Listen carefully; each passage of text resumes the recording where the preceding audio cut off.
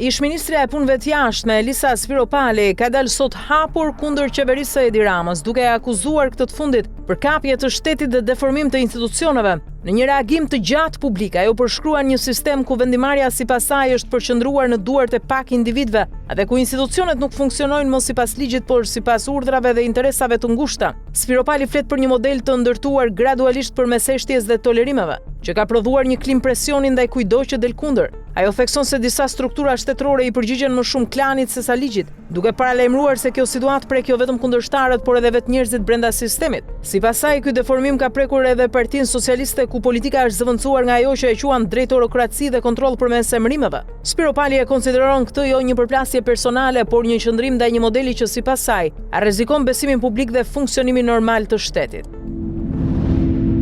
Kryeministri Edi Rama vijon sot vizitën në Barcelonë, ku përveç se do të takohet me homologun e tij, kryeministrin spanjoll Pedro Sánchez do të marrë pjesë edhe në samitin në mbrojtje të demokracisë me ftesë të kreut të qeverisë spanjolle. Samiti fokusohet në dy shtylla kryesore: forcimin e institucioneve dhe multilateralizmit, si edhe luftën kundër dezinformimit në epokën digjitale. Diskutimet përfshin ndërhyrje për të kufizuar manipulimin online, rritjen e bashkëpunimit ndërkombëtar dhe adresimin e pabarazive që ndikojnë demokracinë. Në kuadër të takimit, Rama pritet të zhvillojë bisedime me Sánchez dhe me presidentin e Këshillit Evropian Antonio Costa. Një ditë më parë, Rama ishte në Rom, ku u prit me ceremoni zyrtare nga homologja italiane Giorgia Meloni, në vijim të bashkëpunimit mes dy vendeve, pas marrëveshjeve të nënshkruara në fund të vitit të kaluar në mbledhjen e përbashkët mes dy qeverive shqiptare dhe italiane.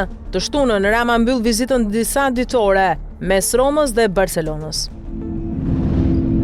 Opozita e udhëhequr nga Partia Demokratike zhvillon sot protestën kombëtare të radhës në Tiranë, me tubimin që nis në orën 19 para kryeministrisë. Ndryshe nga protestat e fundit, këtë herë rikthehen fjalimet nga podiumi. Kreu i Demokratëve Sali Berisha pritet të bashkohet mbështetësve pas një ndalese në Selim Blu dhe të mbajë fjalën në shesh. Policia e shtetit ka njoftuar masa të shtuara sigurie dhe kufizime në qarkullim, që prej mesnatës është bllokuar segmenti i bulevardit Dëshmorët e Kombit nga ura e Dajtit deri te rruga Ismail Qemali, ndërsa prej orës 15 do të ndalohet lëvizja edhe në pjesën nga Ministria e Brendshme deri te sheshi Nën Tereza, si edhe në disa rruglidhse. Policia u bën apel organizatorëve dhe qytetarëve të shmangin aktet e dhunës dhe të respektojnë rregullat për të garantuar një protestë të qetë dhe të sigurt.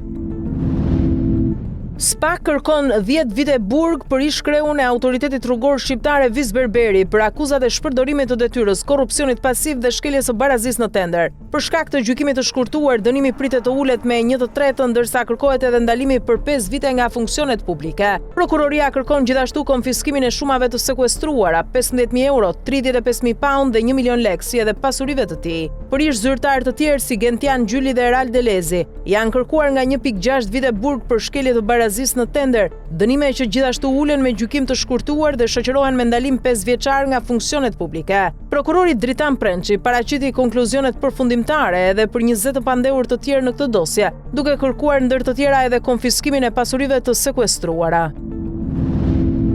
Treta arrestuarit e grupit kriminal Pepa dolën para gjykatës së posaçme për vlerësimin e masave të sigurisë në një seancë të drejtuar nga gjyqtarja Alma Kodraliu. Operacioni i SPAK-ut goditi një rrjet të strukturuar që dyshohet se ka trafikuar rreth 7.5 ton kokainë nga Amerika Latine drejt Europës. Gjithsej u firmosën 11 urdhra arreste, por vetëm 3 u ekzekutuan, ndërsa i dyshuari si kreu i grupit Jetmir Pepa mbetet ende në kërkim. Hetimet kanë zbuluar një skemë të sofistikuar trafiku gjatë vitit 2020 me ngarkesa të mëdha droge të fshehura në kontener me produkte ushqimore që kalonin nga porte si Rotterdami dhe Antwerpi drejt tregut evropian. Paralelisht, SPA ka sekuestruar 232 pasuri me vlerë rreth 12 milion euro, përfshirë kompani ndërtimi, hotele, toka, apartamente, 89 automjete dhe llogari bankare. Një pjesë e tyre lidhen me familjen Pepa dhe kompani si Pepa Group, aktive në sektorin e ndërtimit dhe përfituese tenderve publik ndër vite. Sipas prokurorisë së posaçme, ekziston dyshimi se këto pasuri janë krijuar nga aktiviteti kriminal, ndërsa hetimet vijojnë për të dokumentuar plotësisht rrjetin dhe lidhjet e tij financiare.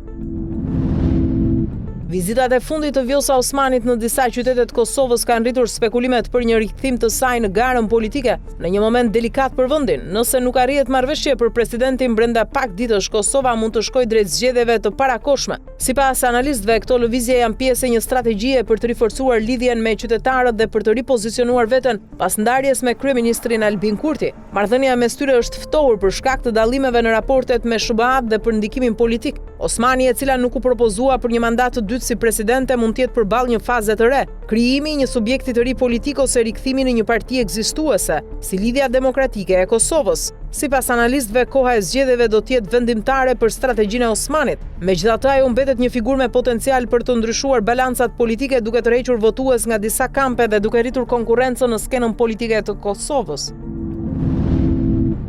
Prokuroria themelore në Prishtinë ka kërkuar dënim me burg për jetë për Naim Murselin, Granit Plavën dhe Kushtrim Kokallën, të dyshuar për vrasjen e Liridona Ademajt. Në fjalën përfundimtare, prokuroria theksoi se provat tregojnë se vrasja ishte e planifikuar nga Murseli për shkak të konflikteve martesore dhe përfitimit financiar, përmes një police sigurimi jete. Sipas aktakuzës, ai ka organizuar planin dhe ka paguar 30.000 euro për ekzekutimin e krimit. Hetimet pretendojnë se Kokalla fillimisht ka refuzuar, por më pas ka lidhur Murselin me Plavën, i cili dyshohet se kreu vrasjen me armën e siguruar po nga Murseli.